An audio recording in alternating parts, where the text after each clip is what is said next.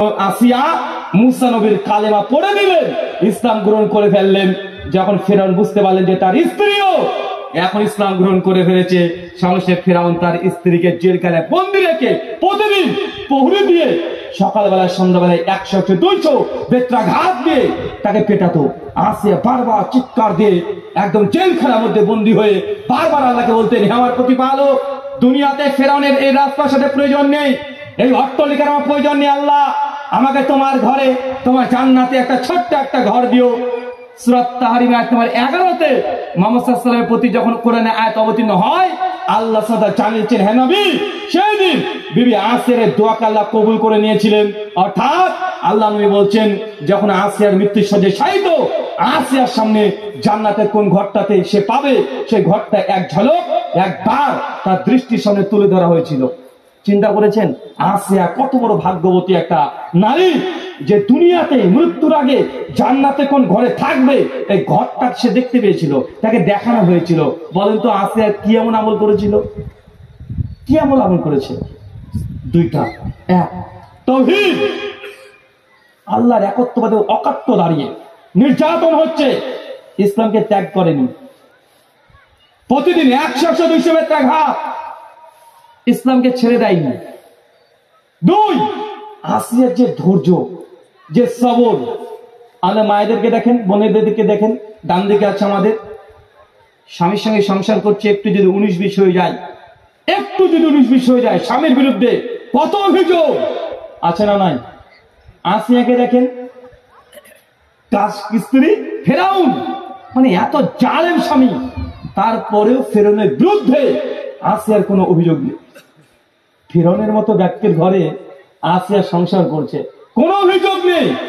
আমাদের মা বোনদেরকে দেখে 19-20 হলেই, চাচা আপনার বয়স 50, আমি জানি আপনার স্ত্রীর সঙ্গে আজকে ঝামেলা হোক, আজকে যদি স্ত্রীর সঙ্গে ঝামেলা হয়ে যায়, মুখের উপরে ডাইরেক্ট আপনাকে বলে দেবে যে তোমার সঙ্গে 30 বছর ধরে সংসার করছি, জীবনে তুমি ওকে সুখে রাখলে না।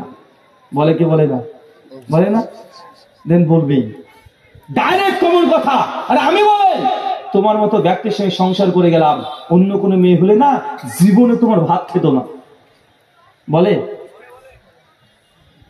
বলে না? আচ্ছা, কার কার স্ত্রী এই কথা বলেছে একটু হাত তোলেন তো দেখি। ওই দেখেন দেখেন, আরে ভাই শুধু আপনি না, এখানে প্রায় বিবাহিতদের এই অবস্থা, ওরা লজ্জা হাত তুলছে না। তাই ও যদি মোদির যদি স্ত্রীকে জীবিত থাকতো, মালটা বিয়ে করছে কিনা জানি না, ওকে ওই কথাই বলবে। মানে মেয়েরা এটা কমন কথা তাদের, যে আমি বলে তোমার সংসার করে গেলাম, অন্য কোনো মেয়ে হলে না জীবনে তোমার ভাত খেত না। আমি কিছুদিন আগে আলোচনা করছিলাম, একটা চিরকুটে প্রশ্নোত্তর পর্বে প্রশ্ন চলে এসেছে, এসে বলছে, রুহুল আমিন ভাই, আমি 7-8 বছর হলো বিয়ে করেছি, তো আমার স্ত্রীর সঙ্গে একটু ঝামেলা হলে বারবার এই কথাটা আমাকে বলে। যে আমাকে প্রশ্ন লিখে দিয়েছে, একটু মাসলা দেন তো, এরকম বউকে তালাক দেওয়া যাবে? জীবন তোমার শেষ হয়ে গেল। মানে বলছে একটু ঝামেলা হলেই বলে যে আমি বলে সংসার করলাম, অন্য কোনো মেয়ে নাকি পারতো না, তো একটু মাসলা দেন যে এই বউকে কি তালাক দেওয়া জায়েজ হবে, না তালাক দিলে গুনাহ হয়ে যাবে? কথায় কথায় কথা বলে। আমি তখন বলছি যে আপনার স্ত্রী যদি এরকম হয়, আর মাঝে মধ্যে যদি এমন কথা বলে, আর আমি যদি তালাকের ফতোয়া দিয়ে দিই, আপনার বউ আমাকে ভিডিওতে দেখবার গালি দিলে, এই হুজুরি আমার সংসার ভেঙেছে।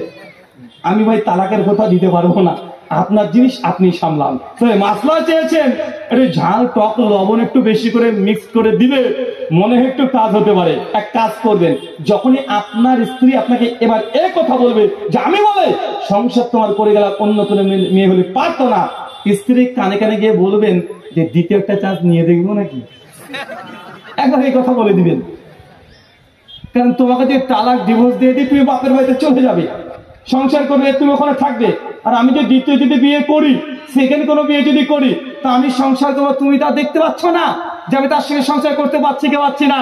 তো এটাই বেশি ভালো হবে, তোমাকে তালাক দেবো না, তুমি এই ঘরে থাকবে, দ্বিতীয়টাকে পাশের ঘরে রেখে দেবো, দেখো তো তার সঙ্গে সংসার করতে পারছি কি পারছি না, আমার ভাত খায় কি খায় না। শুধু এই কথা একবার বলবেন যে একটা চান্স দাও না, আমি ওটাই চাচ্ছি। জীবনে আপনার স্ত্রী আপনাকে এই কথা আর বলবে না, এটা মারাত্মক কাজ করবে। আল্লাহ সুবহানাহু ওয়া তাআলা আমাদের মায়েদের বোঝার তুমি তৌফিক দান করে সকলে পড়ি আমিন। আসিয়া এত ধৈর্যশীল, ফেরাউনের মতো ব্যক্তির সঙ্গে সংসার করছে, তারপরে স্বামীর বিরুদ্ধে কোনো অভিযোগ নাই, মায়েদেরকে আমার প্রশ্ন, আপনার স্বামী জানি অনেক খারাপ, অনেক বদমেজাজি, কথায় কথা রেগে যায়, কিন্তু স্বামীর সংসার করবেন দুনিয়াতে মাত্র 20টা বছর, মাত্র 20 বছর। একটু সবর করেন, ধৈর্য ধারণ করেন, একটু যদি আজকের মতো সবর করেন, 20 বছর পর দুনিয়া থেকে আপনি চলে যাবেন।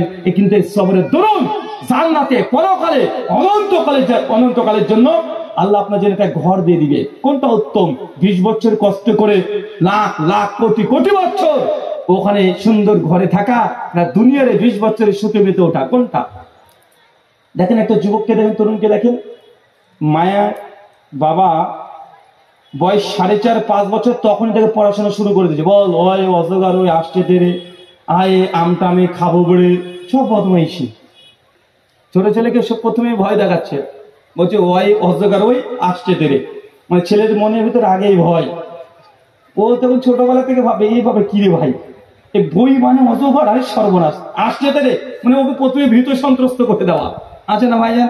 তারপরে চুপি, আয় আমটা আমি খাবো বেরে, ইঁদুচ্ছ না ভয়ে মরে, আবার ভয়। চিন্তা করে দেখেছেন? মানে ছোট একটা বাচ্চা ছেলে, তাকে 4-5 বছর বয়সেই তাকে পড়াশোনার মধ্যে দিয়ে দিচ্ছে। কেন? বাপ মা স্বপ্ন আমার ছেলে